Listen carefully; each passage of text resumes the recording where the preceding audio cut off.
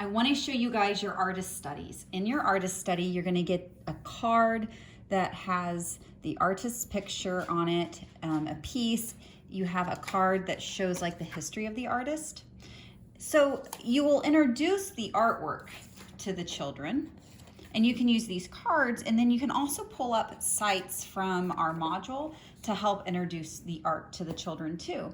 But then after they look at some of these pieces on the side, the examples, they can use these pieces from the kit to mimic the masterpiece over here, or even create their own.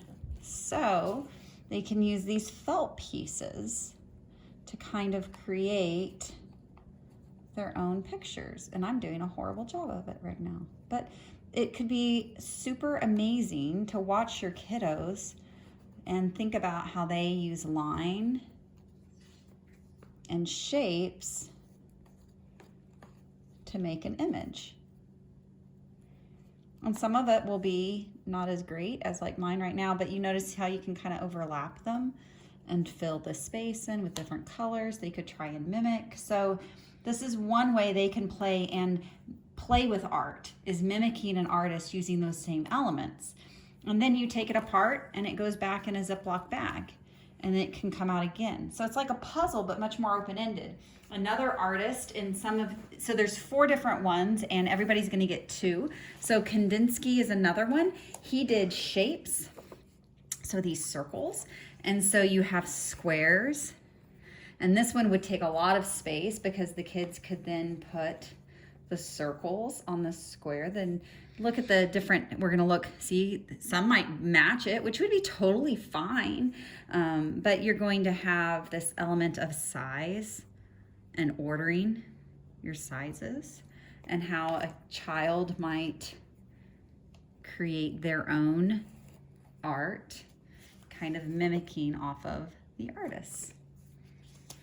Another kit is another Kandinsky piece. This one is very unique and different from all the others because it has lines and lots of different lines. You also even have a card that shows the different lines. And so those are words that you can use. And so the child can then create these in a much more abstract way.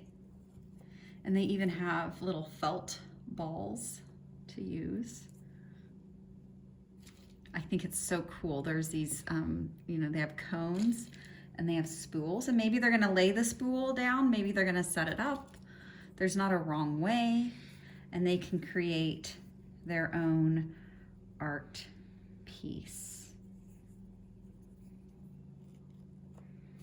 You have ribbon with zigzag, that's fun. More wood pieces. So lots of different elements. You might even talk about the art of the different things that the kids see. Do you see a rabbit's face here? Right, and maybe there's an animal here. You could debate what that animal might be. So lots of fun places to move around the mat, your different elements, connecting, overlapping. Think about the language you can use with the kids. It's a very focused way to use loose parts. Another one, very much like the circles. So if you're gonna get the circles, you're not gonna get this one. And this one is squares. And so same idea. This is Joseph Albers. And so you have a card about the artist, you have a picture of the artist, and the circles, especially in the squares, really bring in a time for the kids to start learning about primary, secondary colors and how those work together. You'll have some that are more interested than others, and that's fine. You can take their lead about where their interest level is. It's not right or wrong. And so you have this way to play with the art, to mimic the art, but not have to copy it exactly, or you could. You'll notice in some of his pieces how some of them are using the same tones while others have contrasting colors. Enjoy.